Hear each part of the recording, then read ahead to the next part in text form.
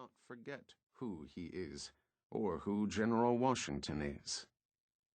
A master at sizing people up, Washington must have cringed at Stuart's facile bonhomie, not to mention his drinking, snuff-taking, and ceaseless chatter.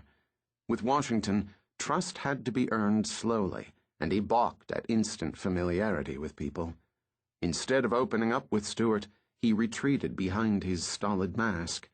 The scourge of artists, Washington knew how to turn himself into an impenetrable monument long before an obelisk arose in his honor in the nation's capital. As Washington sought to maintain his defenses, Stuart made the brilliant decision to capture the subtle interplay between his outward calm and his intense hidden emotions, a tension that defined the man.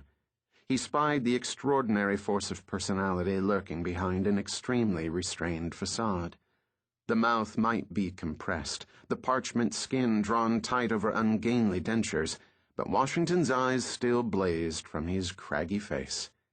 In the enduring image that Stuart captured and that ended up on the $1 bill, a magnificent statement of Washington's moral stature and sublime visionary nature, he also recorded something hard and suspicious in the wary eyes with their penetrating gaze and hooded lids.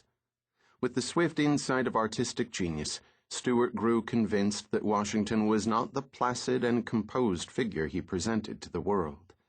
In the words of a mutual acquaintance, Stuart had insisted that there are features in Washington's face totally different from what he ever observed in that of any other human being. The sockets of the eyes, for instance, are larger than he ever met with before, and the upper part of the nose broader. All his features, Stuart observed, were indicative of the strongest and most ungovernable passions, and had he been born in the forests, it was his opinion that Washington would have been the fiercest man among the savage tribes. The acquaintance confirmed that Washington's intimates thought him by nature a man of fierce and irritable disposition, but that, like Socrates, his judgment and great self-command have always made him appear a man of a different caste in the eyes of the world. Although many contemporaries were fooled by Washington's aura of cool command, those who knew him best shared Stuart's view of a sensitive, complex figure, full of pent-up passion. His temper was naturally high-toned, that is, high-strung, but reflection and resolution had obtained a firm and habitual ascendancy over it, wrote Thomas Jefferson. If ever, however, it broke its bonds, he was most tremendous in wrath. John Adams concurred.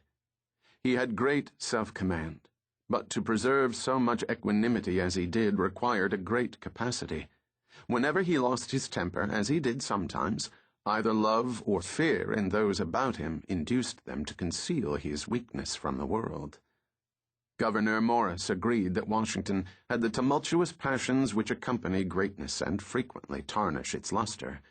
With them was his first contest, and his first victory was over himself.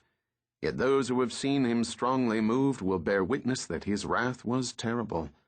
They have seen boiling in his bosom passion almost too mighty for man. So adept was Washington at masking these turbulent emotions behind his fabled reserve that he ranks as the most famously elusive figure in American history, a remote, enigmatic personage more revered than truly loved. He seems to lack the folksy appeal of an Abraham Lincoln, the robust vigor of a Teddy Roosevelt, or the charming finesse of a Franklin Roosevelt. In fact, George Washington has receded so much in our collective memory that he has become an impossibly stiff and wooden figure, composed of too much marble to be quite human. How this seemingly dull, phlegmatic man, in a stupendous act of nation-building, presided over the victorious Continental Army and forged the office of the presidency, is a mystery to most Americans. Something essential about Washington has been lost to posterity, making him seem a worthy but plodding man who somehow stumbled into greatness. From a laudable desire to venerate Washington, we have sanded down the rough edges of his personality and made him difficult to grasp. He joined in this conspiracy to make himself unknowable. Where other founders gloried in their displays of intellect, Washington's strategy was the opposite. The less people knew about him, the more he thought he could accomplish. Opacity was his means.